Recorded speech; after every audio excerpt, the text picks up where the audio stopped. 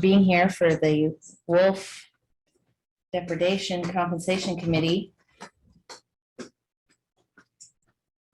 Shella, we do have the minutes from the March 23rd meeting. And because we don't have a quorum yet, I'm just gonna set those aside. And just if you see anything in there, then please note it. And then once Kurt and hopefully Levi or one of the others shows up, then we can move forward. We did lose one committee member, Evan Caseberg, who stepped down, said that he just didn't have the time for it anymore. So I had Aaron send an application to Travis Bloomer, since he's been in contact with me so much lately. We haven't heard back from that. Shella just had a question about the open position was not in the paper. So we advertise the vacancies on our website, and it hasn't been advertised yet because we're waiting for another committee to be able to advertise them together. Okay. And with me being out last week, I wasn't able to meet with the other committee person, so. Yeah, she got some.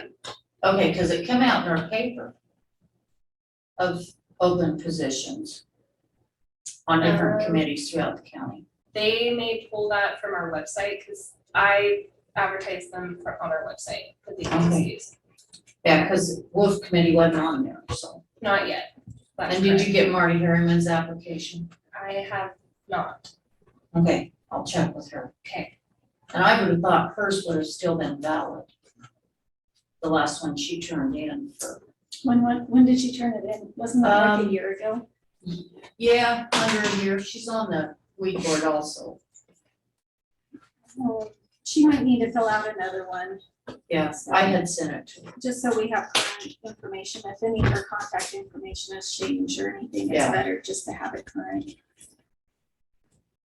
Okay, we have Chris Luley from Wildlife Services out of LeGrand with us, and I asked him to be here today to talk to us about the services and just having a discussion about what you do for us, for Union County, and anything that you are looking at now, forecasting, anything that's on your radar, whatever you want to do. Just number one, if you could just go through the services Sure. that you offer to the counties. Yeah. A little bit of an introduction. I'm Chris Lowell. I'm the new Baker County government trapper. I've been here less than a year, work for USDA Wildlife Services. It's a shared county program, so it's with Union County and Baker County, so I do both counties. I came from Morrow County. I was the government trapper over there for a decade or so. Talking about the wolf stuff, we have Wildlife Services is in the process of finishing up NEPA, which is environmental paperwork that gives us the ability to further go into more depth the procedures and processes about how we do lethal control on wolves. We have started doing lethal control on wolves, basically east of 395, Highway 395, with ODFWs when a producer has 2 confirmed depredations over a 9-month period, and they ask for lethal removal at ODFW, in the event ODFW grants it, they can ask us to be the agent working for the landowner.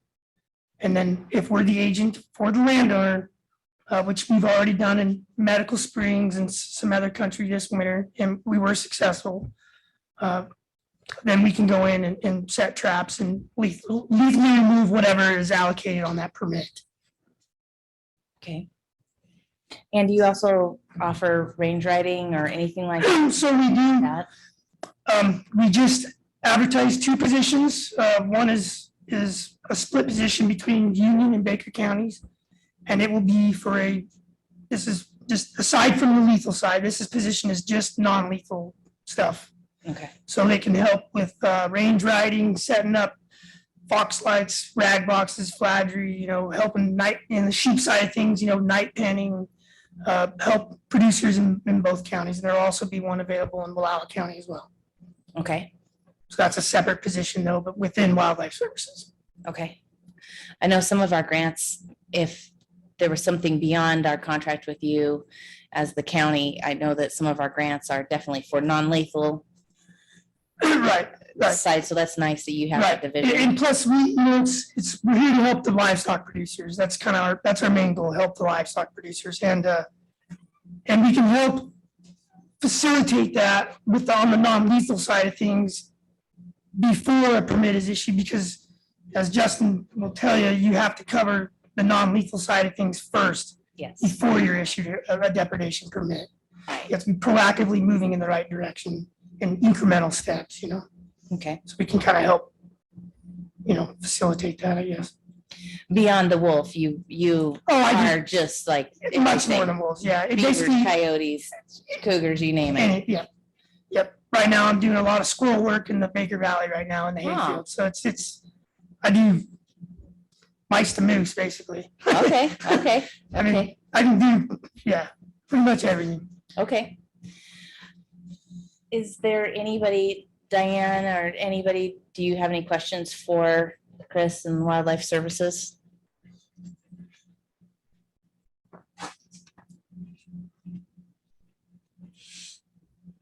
Erin, was there anything else on our list as far as questions for Chris with Wildlife Services?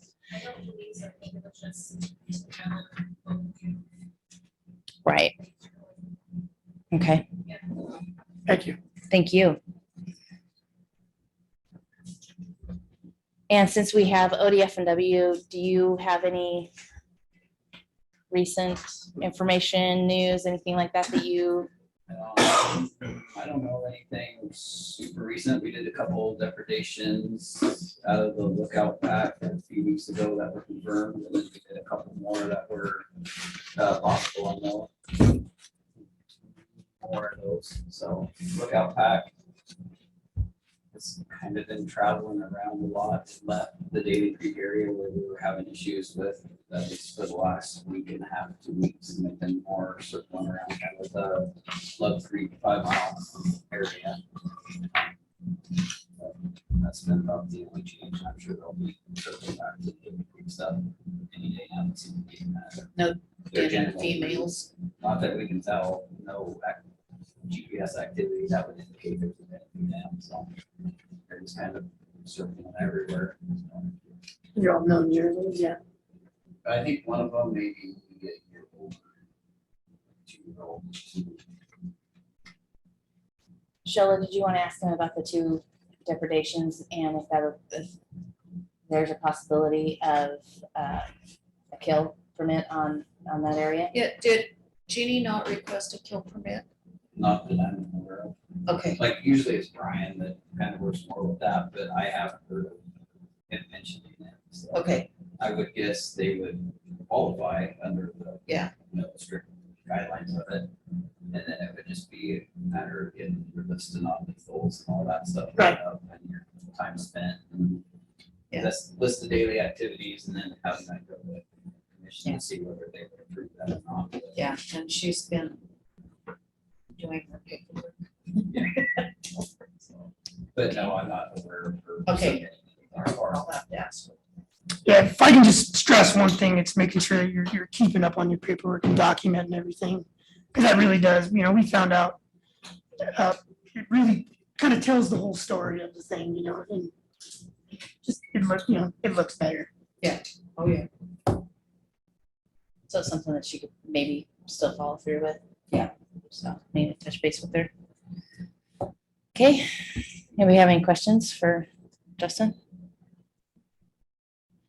The ODA, Oregon Department of Agriculture Wolf Grant Funds.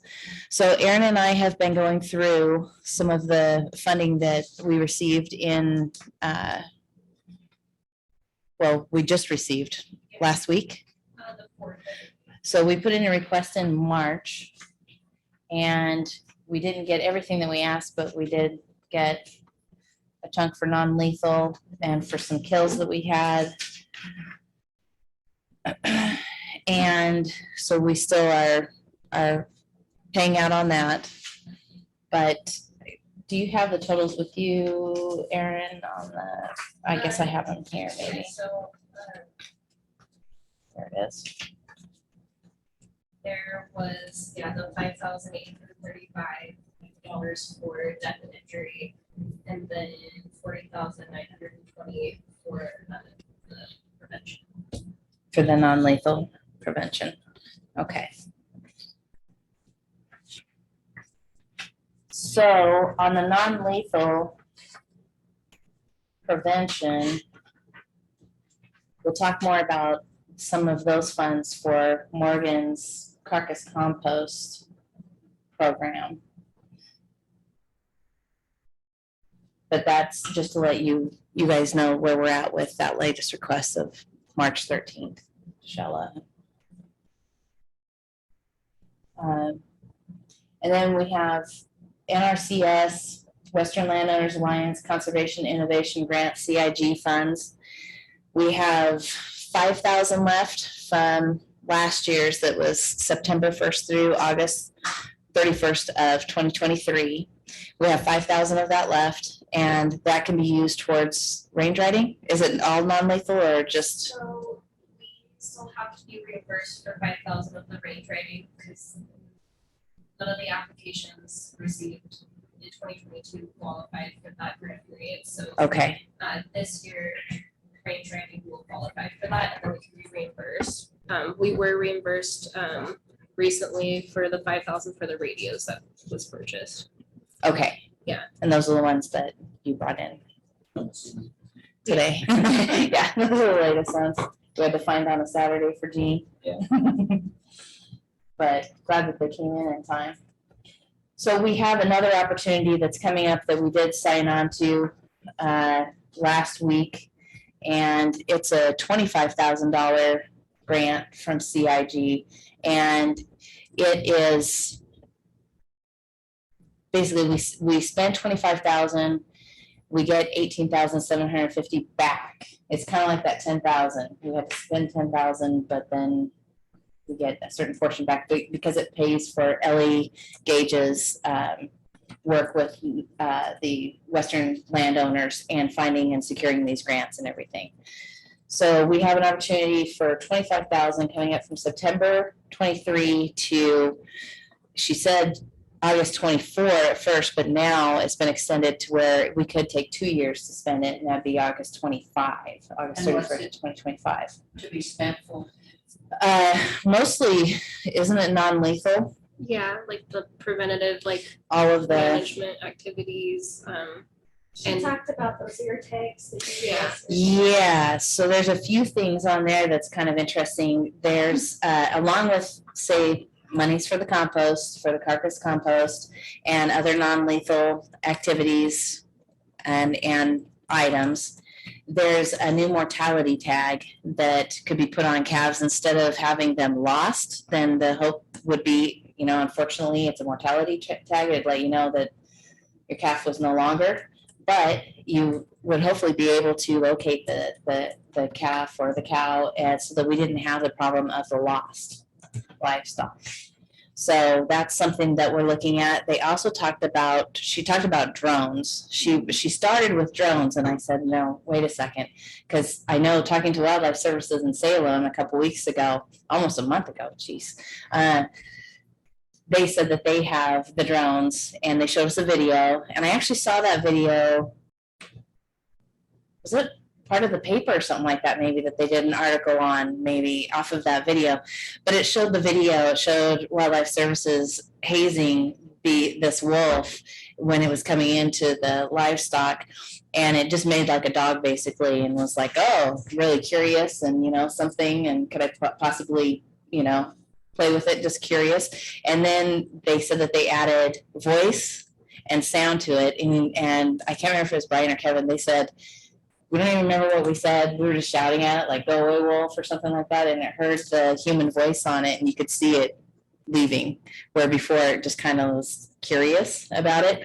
But those drones run over $18,000. And also, I don't believe that just any of us could take it and go out there and start hazing wolves with it, where Wildlife Services maybe. So the guys, they're gonna go, like, we've already had some on the western side of the state. That was Jackson County is where you're watching the videos Okay. from. And they're not effective. I've talked to those guys. The wolves are attacking the drones. Yeah. Well, they might- That's literally what they're telling me. They go through a drone class is what they do, because it's all you're flying with thermal at night, and then you're looking through thermal. at Do you night. have to be licensed? Yes. You get like a pilot, you get like an FAA pilot's Okay. license for it, yeah. And depending on the drone, as to the level of license you Sure. have. Sure. My son's doing it right now, so let me know. So I know that Kevin and Brian were both talking about the cost of it and about them securing more and or additional ones, but you guys don't have them in LeGrand, out of LeGrand. Nope. So we just got our first certified guy. We just finished up because you have to log so many hours a night flying and all that stuff. And he just finished up last week, actually, Mhm. getting all his hours in to actually be certified. So we do have one guy, yes. But we still have to procure a drone still, but yes, we do have, because they're all on the western side of the state. But we do have one guy over here that is qualified, yes. Okay. I do see an advantage to being able to, if you're out there in your range riding and you've got access to a drone or something like that, and you can fly it over and say, do I need to go that way, or that way, and you could fly it and just see if you could see any wolf activity or whatever. I know those guys, the tour they like them for is actually locating wolves and then sending guys in there on foot to haze. To haze them. Yeah. Because they got the thermal imaging where they can get up high, look down, they can Mhm. spot them from a ways away, miles away, That makes sense. and then they can send ground guys in there on side by sides or horseback or whatever the case may be. Sure. And they would know if they're coming in close to the cows or Sure. Yeah, livestock I've or got one of my whatever. ranchers now that he can't get out to where his cows are on the far side of Snake River. And he flies his drone Okay, yeah. and checks the cattle that way. I know Travis told me that his lasts for about 15 to 20 minutes, and he said he'd sure like to get one that lasted a little bit longer, but that's about a $3,000, for just like at home ranch use or whatever. But Yeah, then and you're I talking, don't know what they got, but I think it's around 45 minutes by time. is it about I bet 45? It's about 45 minutes, yeah. Okay, On one day. okay. How much are the mortality tags and can you reduce them? We don't have a price on the mortality tags, do we yet? Yeah, I don't So, once we get closer to September and that actual money from that CIG grant, we will definitely have that information gathered. Ellie was kind of scrambling with some deadlines, and this is where we're at. I get that. Yeah, too many deadlines. Is there anything else is there any other questions or anything like that on those grants and everything? On that. And we do have later on, we'll show you, Erin has been working on calendars to kind of straighten out when our grants are due and when we need to get the information, confirmations in and the range riding hours and things like that so that we can be paying out. It seems to me like we're gonna be paying out more than once a year with all of these different deadlines. So, Probably, yeah. I don't know, how you think about that, Heidi? Yeah, with the CIG grants, one part of that is, like what Erin was saying, we've got the range rider piece that didn't qualify last year. And so this year, getting the word out to the producers that they need to be tracking that. And I think the Wolf Committee is going to have to meet sooner, like in August before September, to review those range riding applications so that we can get that turned in to qualify to receive that other money. So there's definitely some timing issues as far as the grant money goes and getting reimbursed for that and applying for it and whatnot, and how we're gonna, in the past, we've always had the range rider at the end of the season, and then we look at all of the management requests all at once to see, and we've always tried to give priority to range riding, and then leftover money went to like radios and Tags and, flattery and other stuff. So it's going to be a little bit different for the Wolf Committee this year because I think you're going to have to look at that sooner. I think so. So how soon will our deadline calendar be out? It's actually, I have, it's a here. rough draft, I would say, because Ellie doesn't have, all of her dates aren't exact, except the grant period of performance, which is, what it was September 1st of 22, and it goes all the way through August 31st of this year. So that's why we're thinking the first of, we weren't sure on her deadline of August 31st if we had to Yeah. get those numbers in by the 31st, or if that ended on the 31st and Afterwards, yeah. then we could submit 1st of September, how that goes. So we're still trying to figure some of this out with Ellie as she is scrambling to get all the grants in order. When I was in Monroe County, I don't think they could get compensation for that year until the following fiscal year, is that correct? Until October 1st, right? It depends on whose grant it is, if it's ODA or if it's County CIP. committee as well, you know, I think Yeah. more likely to file like around August or something, turning all the range writing stuff, you know, which was kind of hard because everybody's still up in the mountains and, you know, it didn't really make a lot of sense, but. Yeah, it's gonna have to apply to several different grants between ODA and the CIG grants for us to pay out through all of that, Right. you know, where. Because we were just doing the ODA stuff, not the CIG. Well, the SIGs are new.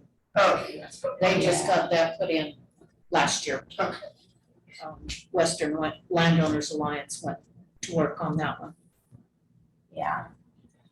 So, and then I also urged Ellie to reach out to the groups that want wolves to get whatever we can from them for non-lethal. So. Okay. On the carcass compost program, morning. I have a couple of handouts just to help facilitate. For those of you who were here. But I'm Maureen Solomon, I'm the Baker Sage Grouse LIT coordinator, and so I help facilitate restoration and conservation projects for, what's one of these? Christina, do you mind sharing one of the back of this? So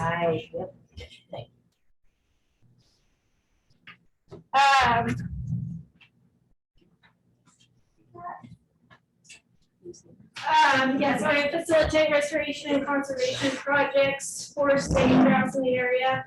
The Baker LAT has been in the process of writing a grant and designing a carcass disposal site at the Baker Sanitary Landfill. This has multiple benefits for both sage grouse and then the wolf committee as well, I think. In our world, it reduces raven densities within sage grouse habitat. Ravens are a common nest predator to sage grouse. And then obviously for the wolves, removing carcasses from the landscape potentially could reduce that livestock producer wolf conflict. So we have written a grant and we're almost through. We have a review process with the Oregon Watershed Enhancement Board to go over that grant on Wednesday.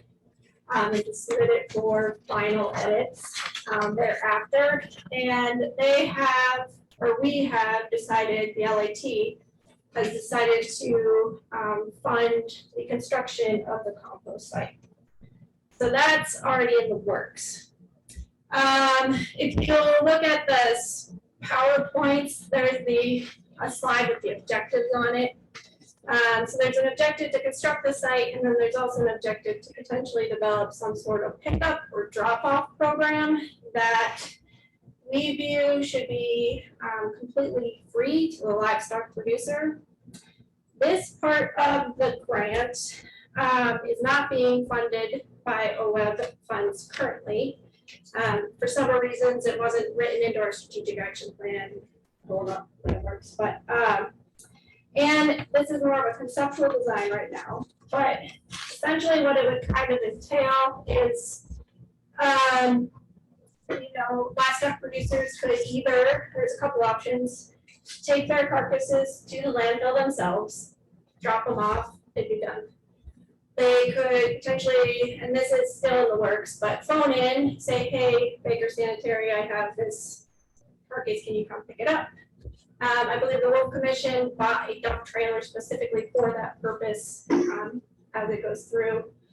And then the one we're struggling with a little bit is the drop site locations within specific areas, just because it's a struggle to find a location that is not gonna upset the neighbors and, isn't within sage grouse habitat. So we'll keep you updated on that.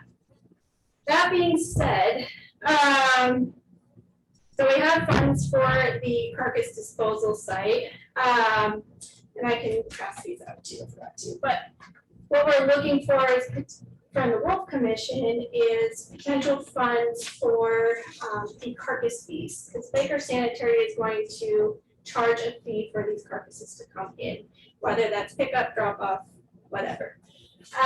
Those prices are listed at the end of this page.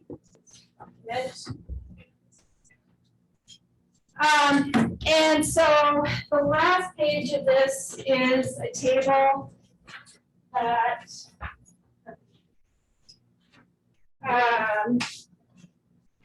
shows potential funding amounts from the Wolf Commission if you guys decide to contribute. And it looks, what it outlines is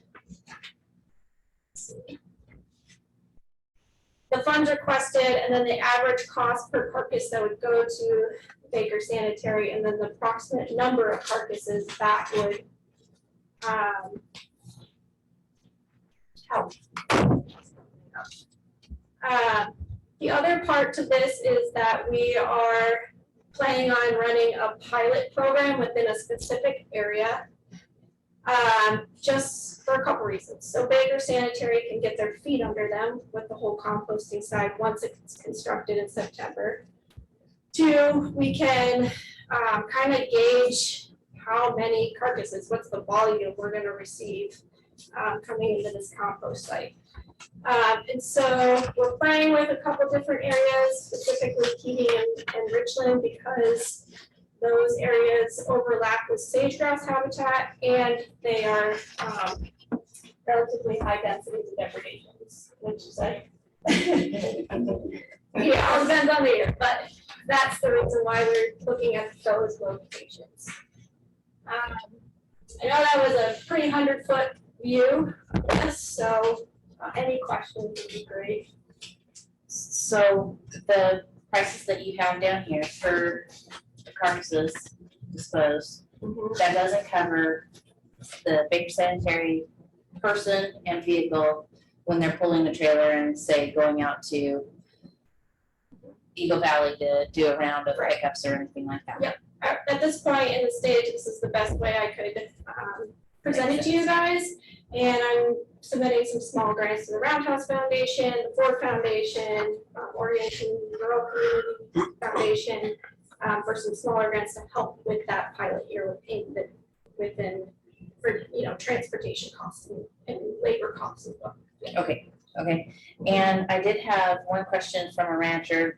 He had stated that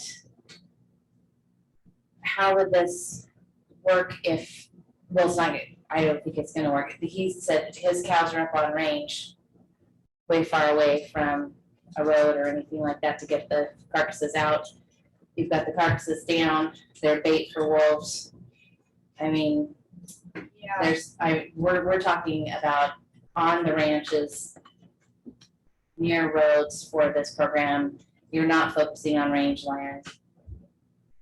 Off-road type thing. Yeah, I mean, yes, I think that's fair to say. I think, yeah, I mean, I don't know. I've never been a part of that situation, so I don't know what it would, I mean, it would take a lot to move the carcass from those areas. And we could work to find different avenues within this too, in terms of, I don't know if you guys have ways for, you know, we'll help you with burying or, I don't know. I know, we don't have that, and I don't know, Well, it's part of the non-lethal is if somebody hires a backhoe to go out up on the range, if you have we paper. could be reimbursed for it. That's part of, It qualifies. I don't Yeah. think we've done it in the past. I we don't don't have anybody that's ever done it. Typically, they tell you if they're out on the range, just, if you drag them away from the populated area for the cattle, you leave them and they are what they are. You can't get out there to do anything about it. Yeah. You deal with the ones you can that are within an area, and the rest you just kind of have to, Move away from Yeah. your yeah. your You livestock. might have to move your cattle out of the area or something, herd them around a little bit more or something, but. Yeah. Yeah, I mean, one carcass on the landscape isn't necessarily an attractant. Yeah. I mean, it's something that they would come in and visit, so like Chelsea says, if you can move it away from the other livestock. So is the game commission gonna start picking up elk? So the elk that was killed in my driveway with wolves, You could still call. because I picked it up and buried it anyway, but I'm saying, this is the deal, we have those elk coming out of the mountains, the wolves are bringing them out. I think a lot of this stuff that we're doing here is fine, but we need to also start dealing with the wolves. Well, I think this. And the ravens is another thing, and I've got to talk to Kim was supposed to talk to you, but anyway. Like, it's. She got caught, you guys got caught. Cows. I, Or is it? This elk was laying right on the county road. we would, we're advertising it to the livestock producers, but we're gonna offer it to any landowner within safe routes. Yeah, But it's like a lot of this, I heard that the wolves are on top of Glasgow 2 days ago. Nobody's called me. I got a band of sheep there right below Glasgow. Well, they could have been in Glasgow. They've kind of been all around it, I don't know if they can say that. Now, I've had 2 guys tell me that they were. Would the landowners, would the producers be notified normally if they were? It just depends on if they're just passing through, by the time I find out about it, if they're already gone. If they start consistently seeing it, then yes, we'll let folks know they get them. It's gone. We're always a day behind at best. So why don't we come up with a tag, why don't we come up with a collar that is now time? Instead of 24 hours later or 12 hours later. They don't really have them. Like, I can increase my download time, but it decreases the life of the collar. Well, my daughter, I don't know if everybody's seen the picture, but she's got a deal on one of our guard dogs. And I think that's real time. Why don't we put one of them on the collar?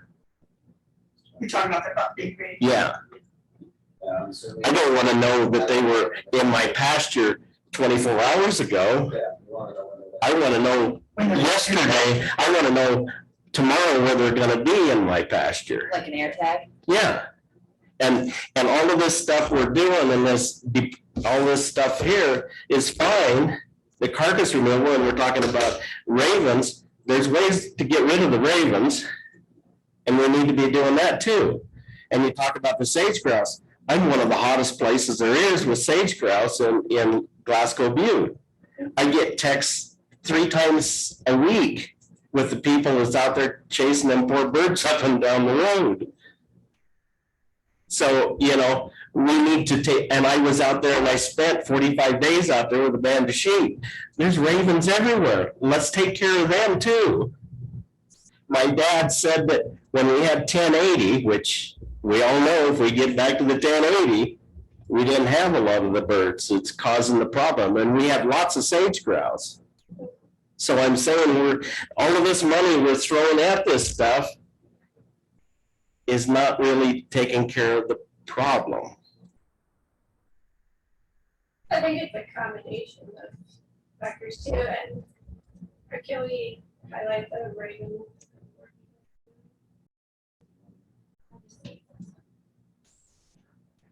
I mean, we're collaborating with OSU to do some lethal raven removals within sage-grouse habitat as well. To try to identify some mitigation strategies for ravens and what works, what doesn't. It's part of a larger project going on throughout several counties. And so, I mean, there's that. I think it's a combination of restoration, right, and conservation actions.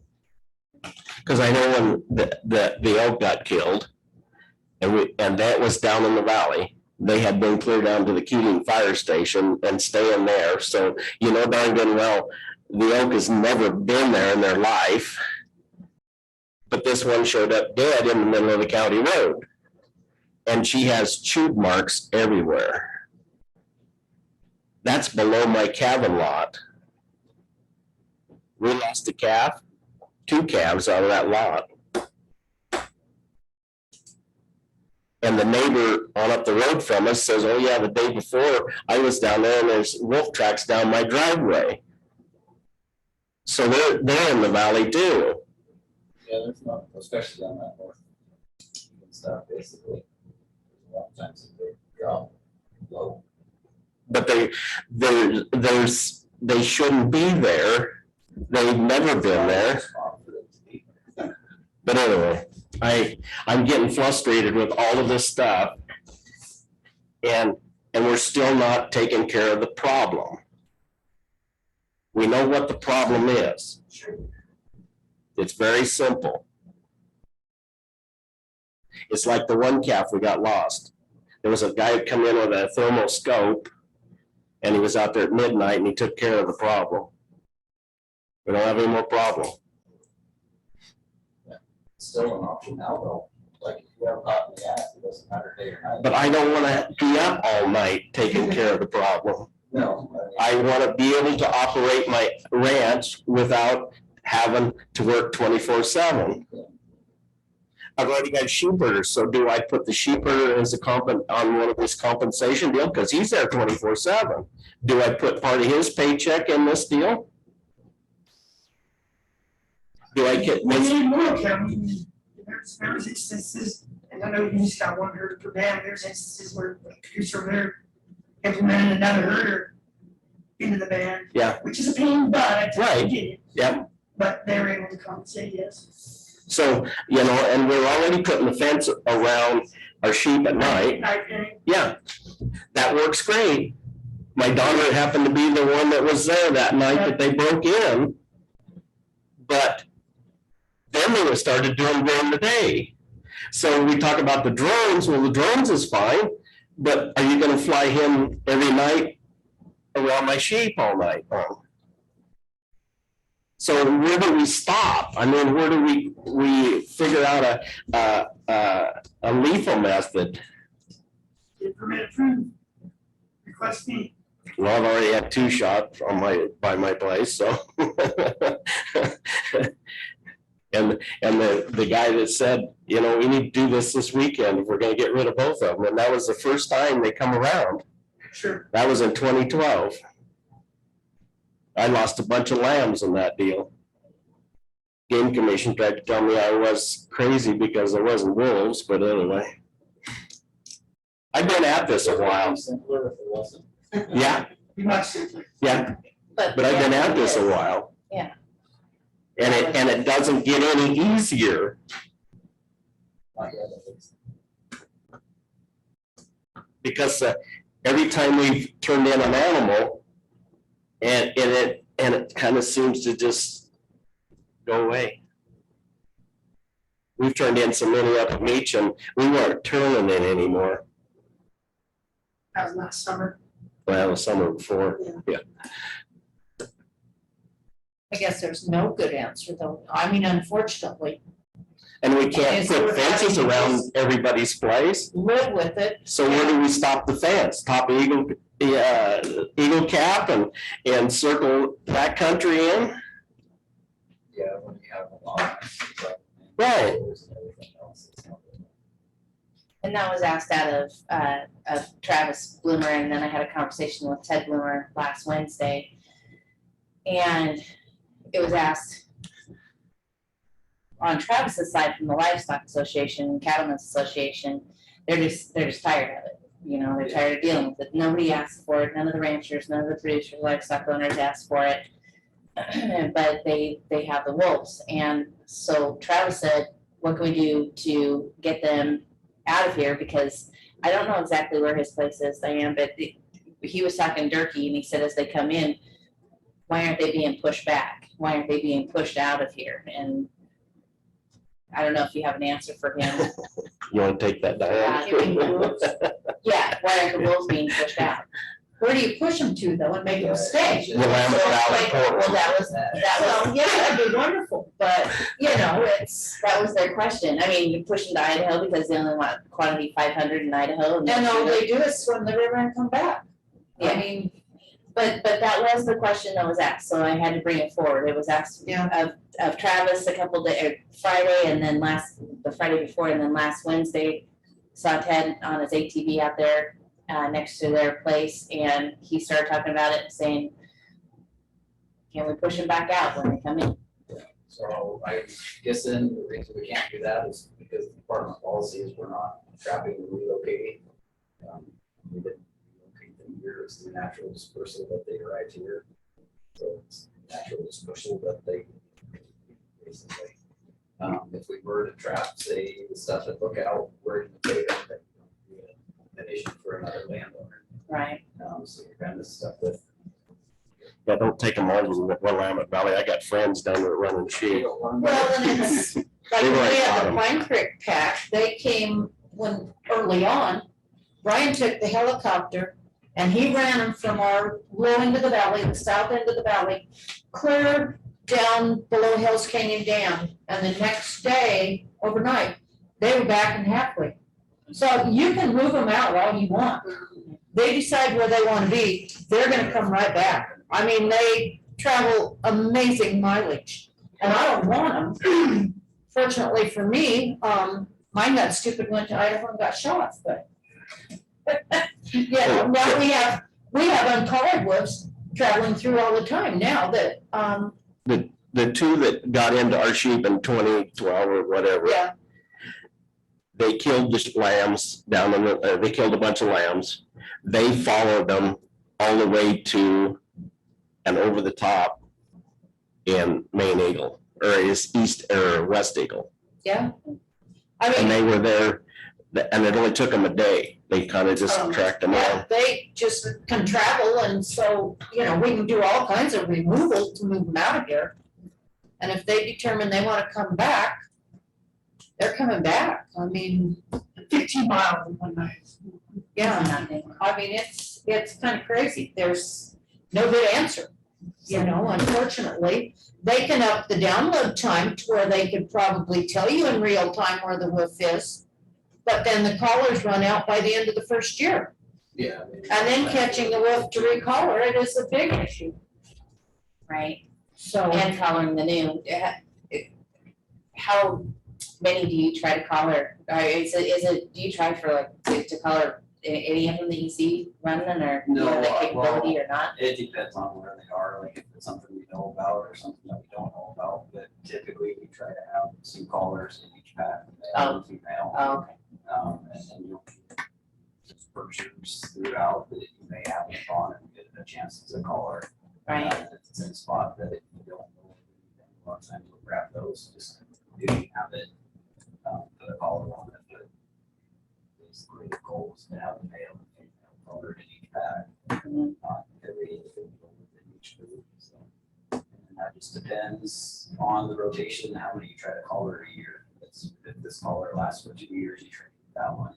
Usually it's a mix of VHF and GPS collars. The VHF collars are a lot more reliable and last a lot longer, but transmit any information back, so you have to be on the ground with the receiver to hear it.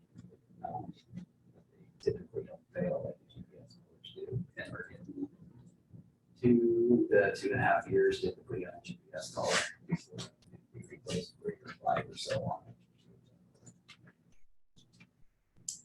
So is that our answer to everybody's answer to the Livestock Association and the Bloomers and?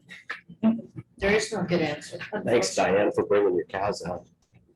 It's a buffer for Phillips, you got me buffered. Well, Mario, we kind of went away from your carcass. Sorry about that. So what are you gonna do Not now, but once Baker Sanitary gets the carcasses out there? What are they gonna do with the compost center? What's it Sure. gonna be? Operation wise, so there's some pictures here, but, so the compost site is gonna be 100 by 60-foot asphalt pad. It's gonna be divided into 6 to 8 bins with wood chips. It needs a carbon source. So each of these bins has wood chips in it, and each of these bins will be a different stage of the decomposition process. So you bring one in, and then a week later, more come in, you put it in a different compost, so that you know where you're at with these decomposing carcasses. This method's actually pretty effective. Price City has one that they use. I've heard that these carcasses, a small cow can be broken down in about a week. It's pretty fast. This setup would, I think it would handle about 1,500 to 2,000 carcasses annually. What it would do. But yeah, you bring them in, they put it into their compost bin. They just like any other compost pile, you rotate and add water to it to facilitate the temperature, the moisture. So then, down the road, are they figuring on having this as a paying concern of being able to sell compost out to people? It's definitely, I think, in the back of their mind is something that could potentially help. That Baker Sanitary is also looking, they have some compost grants that they're looking to help with this as well. And they're currently composting yard debris and things like that anyway, right? Yeah. So they have that part of it. It's just adding the animals to it. Have you guys talked with ODOT already? Sorry. ODOT already? We have, and so I'm relatively new, Dallas DeFreeze, I don't know if you know her, she was the LIT coordinator before me. And that was where she started with this project, was reaching out to ODOT. And from what I gathered, they didn't have a lot of interest. And they were pretty set with the way they were doing things. That doesn't mean they're not gonna reach out again. Sure. But I just know that was kind of one of the avenues we went in Morrow was ODOT, because they had a big facility, they were already taking due and stuff, and so yeah, it would let us just Yep. throw it on the top. I don't think they do much around here, do they? yeah, except for move it all over the road, I'm not sure. And I thought, wasn't it passed at one time, state law, that all that was supposed to have been picked up off the highways and not left lay? And most of it just dries up. I know it doesn't happen, but my understanding was at one time it was passed through and it's state law I'll be done. that they were supposed to pick it up. But it doesn't happen. So that draws in a lot more. Yeah, we hope to expand this out. We're targeting livestock producers for the program, but we want to expand it out to the general public if we can have a success story. And people can say, hey, I have this dead deer on my property. Yeah. Or they just bring it to, So we've got. Well, thank you for the numbers on that, and that will give us something to go forward with on funding and helping out with that. Getting rid of the bait clash. Cap depredation, compensation discussion, Michelle? Can I, before you go, I have a question for you. So when do you need to have like a commitment from the Wolf Committee on this? Like a definite number? So the program we're piloting it in January, trying to have it done by next January, Okay, 2021. Yep. Okay. so maybe some of the CIG or something like that, It was just trying to figure out if the Wolf Committee needed to somewhat budget, like if we wanted to budget a certain amount. We've always kind of done it after the fact and come back and spent the money, but if we wanted to set aside a certain amount in the budget, know, of the prevention funds and then We look use at the it, rest later, whatever, but right? that seems like if you don't need if the Wolf Committee were to vote on this, say in August, August, when we meet again for all the funding, would that be too late for you or? Probably not. I mean, it would just determine what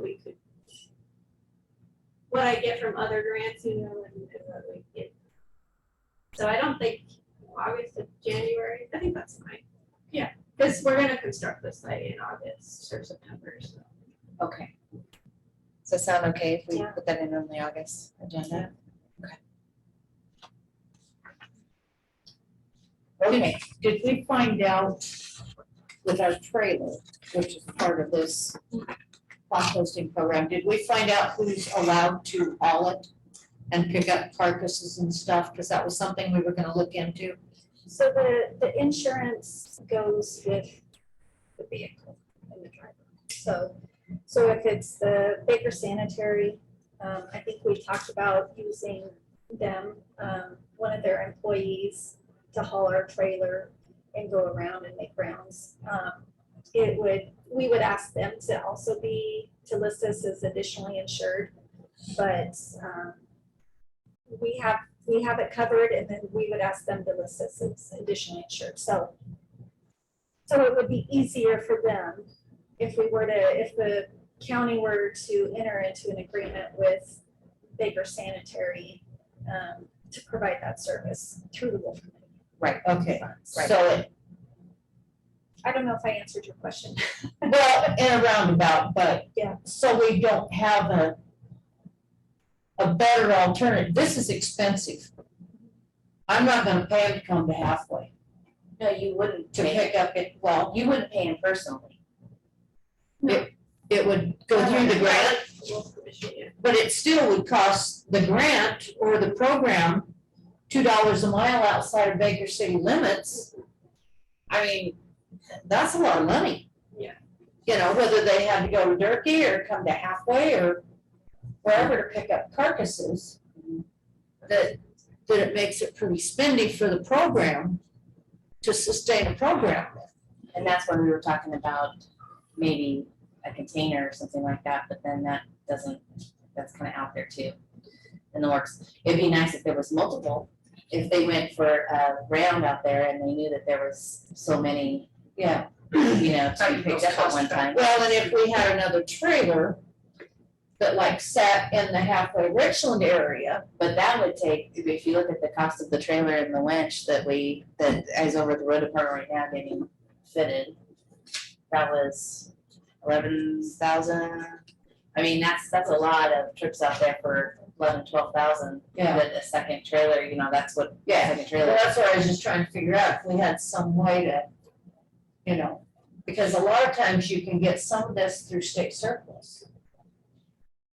That like the county sheriff has access to and different. Yeah, I think we have to go through their pilot program and just see how it goes once she starts it up and. So next week, I'm having a meeting with the LIT to discuss ideas for this pickup program. So hopefully I'll have more information. If I could get everyone on the commission's email address, I'd love to provide an update before that August meeting. So we could figure out, because I'm gonna present these same numbers, to them. And that was one of my main concerns too, was the mileage.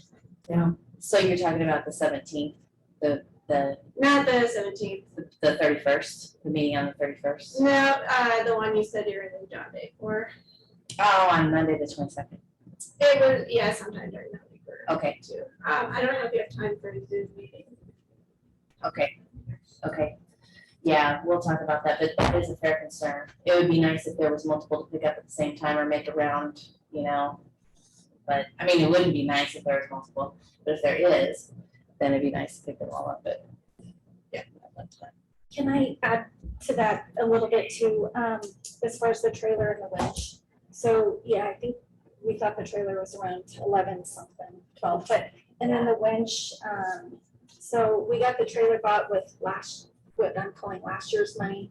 But the winch would go, we would need to pay the road department to install that. And that's gonna come in at around $380. So just a heads up, that'll come out of this 40,000 Okay, on our okay, the 380. So just a heads up that we will have to use this year's money to pay for that. Okay. So, unless there's objections to that.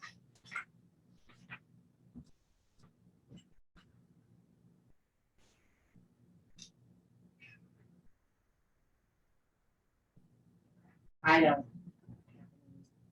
problem with that. I think the winch is kind of an important factor to get in the car. This is dump trailer. Yeah, it's a dump trailer, and then we have a winch that we figured that we could just pull them up into it, so. Okay, I don't have an, do you have a problem with that? Nope. Sheila? You gotta have the winch or it's not gonna work. Yeah. Okay, is that everything then on the compost program? Okay, Sheila? So I visited with one of the ranchers out in our area and I asked him, I said, well, how come you didn't turn in compensation last year? He said because of the way he was treated by Baker City Herald. Oh, I thought you were gonna be on that. Well, I will, Okay, but I want to deal so with that that's too. two, okay. He said, when he turned in his application to us, and then after the fact, they called him, they wanted a kind of a follow-up report. And he put in for compensation for range riding, and then he had some depredations and stuff. And he said they treated him like he was a criminal. And so is there a way that we can, when we get our applications in, is leave people's names off? When we're going through the. And do them by numbers? When we're in the meeting, I mean, public meeting, talking about the depredation. it'll go to ODA, you know, with their names. We don't put out paperwork. Their paperwork doesn't, they don't tell who had the depredations when they do their reporting and stuff. I mean, those are pretty much confidential. They're not listed in the paper unless somebody figures out their name, but you know, I don't want ranchers to feel like they're doing something wrong by applying for compensation. Same on the lethal side as well, you know, we don't need producers names. You know, It seems to me that we could label. so I it. don't think we'd have to be committed, and I don't want them to feel that way. So the only thing is, it's still a public record. with the Yeah, county. and they can go dig for it, but And they can do that, but for like the committee purposes, you guys, I mean, we could just use numbers or whatever. Yeah. And identify. But we would have to know the name to kind of know the logistics. you know, We could know the name, but during the meeting, we could just say that We this is just- application one. application Yeah. 1, 2, 3, and actually, it might be better if we didn't know the names in the long run, other than if it's a relative and you have to abstain, you know, which we run into that, you know. But, it just, maybe it would make it better for producers to apply, I don't know. Well, and yeah, that didn't work, I mean, this guy was but pretty there's a lot of upset when producers they out there treated that's him. not turning in anything. Sure. Yeah, A lot. I know, There's, I figured up, I think 2 years ago, $40,000 worth of cattle missing, gone. And just people's numbers that was coming in out of the hills and. Sun range. So, yeah, summer range. yeah. Do you- And I don't know, I don't think you're gonna get them to change. I think the thing is, they see the paperwork and they do it, but they see 0.001% of dollars. Yeah, but I'm talking confirmed. This guy had confirmed But I'm talking about animals and still wouldn't the do it. confirmed ones too. But the missing piece is gonna go away if legislation has their thing. I still don't think you're gonna get anybody to turn them in. That's what I was gonna ask, if you think that the legislative bill with the multipliers of 5 or 7 are gonna change. I any still of that. say if we get back to what we should be doing with the wolves. Yeah, but as I mean- long as I mean, we can throw lots of money out here on that's not top of gonna the- happen. out here on top of the thing, but it's still not going, you're not gonna get these Yeah. producers to come in and say, Mhm. I lost this or I lost that. And is it a question of what we should be doing or what we can be doing? What Right. is possible by state law that we can do or? And it's like some of them say, if you read the wolf plan and if you follow the wolf plan, it'll change a lot of things, but they're not following it. So I'm not gonna turn anything in. And I'm on the committee. It's to the point to where if something happens, we'll take care of it. And I think a lot of your ranchers out there right now are taking care of it. I'm thinking that they're gonna do it quietly and that's the 3 S's. Because there's a lot of livestock that's not coming home. Right. And the one is Mike Hutton, and he's no longer in ranching anymore, but he lost a bunch of calves in Baum Creek. And he couldn't seem to get anybody to do anything, As far as, to do the confirming, lethal deal. doing the lethal part. The confirmed one was there. Mhm. People saw the wolf attack the calves and still And when was this? been 2 years ago. 2 years ago? 2 years ago. Do you feel And that, it's like the year that we had the little sheep herder and he run the wolf off the top of the ewe after she was dying, the guard dogs did. And when we brought in the Fish and Wildlife, they basically called him a liar. Because, well, something else killed this. do you think that, and that was a couple years ago, do you think that you guys have advanced, ODFW has advanced in identifying confirming the kills and things like that? I know that, I think that's mostly the experience of people doing the investigation. So, But instead of, the more you do it, the more you know the for what you can do. I'm also involved on the legal side of things too. You know. Up until last year, wildlife services didn't have the capabilities legally to easily remove wolves in the state of Oregon. That's all new. but when somebody turns in a kill, don't blame him for the death. Say, okay, wolf. Now we've got to deduct all the things that could have happened here to get him out of it. But right off, it's like a cat that I had killed back in 2012. I brought in a retired government trapper before the Fish and Game got there. And he walked around with me and he said, you see this?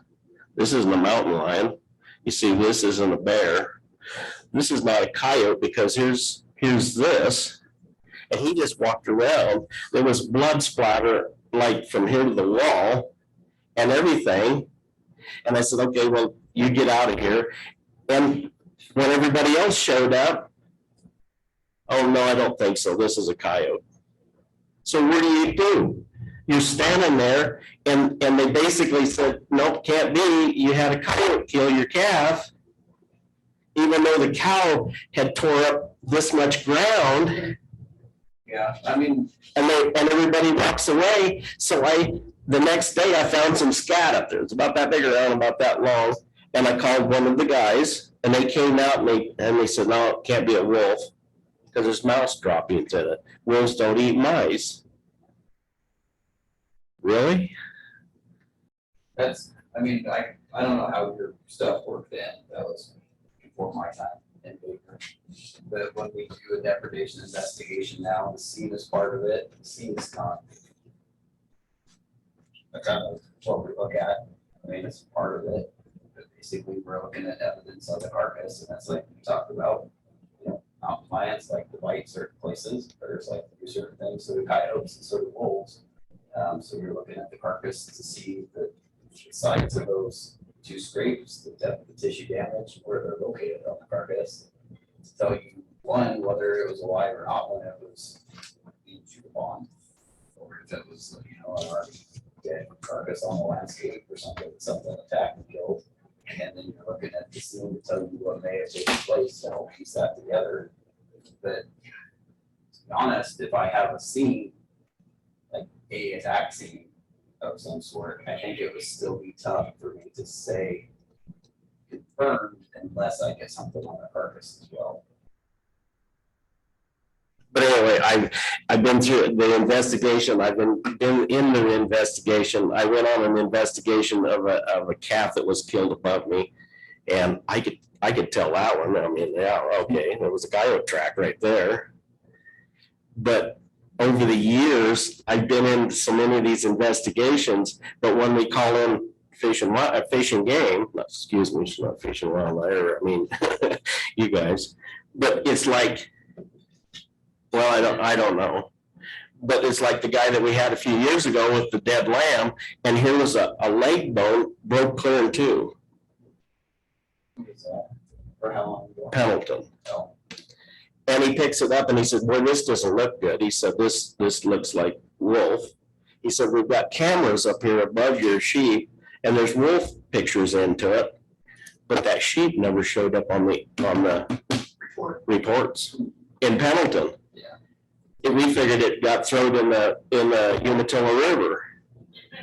So now when we get a report up there and we take it, we go to Pendleton with it right there and make him cough it up. But they'll come up with something. I can say one thing that, I understand, it does happen while we're producers don't say anything. I get it, but we are evolving into something better where we do have the capabilities, legal capabilities to do lethal removal by tracking and stuff. And you're never gonna get granted permit unless the producers, call it in and get it confirmed. Right. But I'm, like I say, over the years, I've had so many rejections. Totally. I'm not calling anybody. Yeah, and to be honest, our criteria for confirming something is pretty strict. It's like, we don't need so. It's like, we need to be able to demonstrate on the carcass that it was. So I'm sure there's been times in the past where per se, maybe when it was. I mean, it's just kind of the way the system worked. But, Sure. I think now at least the districts have the ability to confirm an investigation within the district. It's the district deciding. It's not so much the district goes out and investigate, reports back, and then you argue over it like it has been in the past. So I think in that standpoint, at least the time it takes for us to do the report writing after a depredation is far shorter. It seems to be a lot more straightforward and less complicated. So On that, Shelley, you want to talk about calf deputation and compensation? So, my question is, when we did these in January, the reports that we looked at, so we had Aaron went and looked at the calves that were killed that we had the confirmed that we were gonna pay on. And you took it at that day, that value, and a rancher isn't gonna wipe that amount. Say she got $300 for the calf the day it was killed. That was what this market report was. I feel as a committee, as a rancher, I'm gonna look at that calf and he would have lived to the fall to sell through the market. And that's how we should be paying our ranchers, not as the day the calf died of the depredation. Because he would have lived, but for the wolf, if it was a confirmed. And so we need to pay him that fall value. Yearly prices. Yeah, well, no, If they have a No. contract, if if they had a they're a contract. yearling, yes, but if they're a weaner, like born in March, then you sell in October, Right. then you go with whatever the October price is. And when I did it, we had that one in 2018, I think was the year. What I did was, we sold our calves in October, he died in June. So in October, I averaged what we got, what their average weight was. I assumed that steer calf would have lived there, he would have bought me, say, $900. That's what we turned in for compensation and what we were paid for. And that's fair, to me, more fair to the rancher than paying for him, and he's not gonna go out and buy a $300 calf to replace on that cow. So she raises something all year. Or the contract, if you got a contract. Right, and we had a contract, so they used our contract figures rather than the sale ring figures. Yeah, I agree with that. You know, and, you know, when you're losing like yearling heifers or something, we just kind of have to go because you're maybe keeping replacement heifers or whatever. You would go with the sale ring stuff at the fall time, you know, if you'd lose a yearling heifer now, you know, you would, and you were gonna sell her in the fall, why that's where we would pick up the prices, the fall's price, not today's price. And specifically for, you're talking specifically for calves at the fall price. Well, or any Scenario. animal, you know, At breeding time. Sure. yeah, But you're talking, okay. yeah. I just think that we need to, you know, because that's when typically you would have sold them. Now, like some of my stuff, we sell, like if we've got dry cows, we come in off the range in June. We're not gonna put them on pasture if they've lost a calf or some other dumb thing. Then we go, you know, we sell them in June. And so you could go your June prices or something, but your calves typically, if they're killed, say in April, May, they would have been something that you would have sold in the fall. Okay. You know, and that just makes it more fair. Now, what you do about yearlings, there's yearlings that are the same way, put out on pasture down in the Dirk area. Kathy Thompson, that year they had all those, and they wouldn't, you know, they're on pasture all summer. They're gonna be the same situation. You would go the fall price because that's when they were gonna market those cattle. I don't think that we have a quorum. We're missing too many, so. No, we it's can't just- decide on it, but Yeah, this but is it's good. just something we need to think about, and because we don't have really anything in place. I know what we've done previously, and we've done it both ways. So the policy here says that it's the top price quoted for each class of livestock for the week following receipts of the reimbursement claim. So we would just need to change the policy, and I don't know if you want to set it in stone to say in fall, because you do have some fall calvers that, Right, I mean, so maybe you make it, you leave it broad enough that Yeah. it can, whenever they would sell, is when, the sad part is if it's a fall calf that gets killed, then you would have to go back, maybe get the producer to go back to their spring report if they sold them in the spring. You know, they'd have to prorate it backwards, I guess, at that time, because they wouldn't sell it until the next spring. Well, they're not gonna hold it that long. Although part of the compensation bills that they're doing right now is to allow a producer to redo their application, which that's a tough one. Yeah, I I don't think that'll go, piece will go through, but right now they're all stalemate.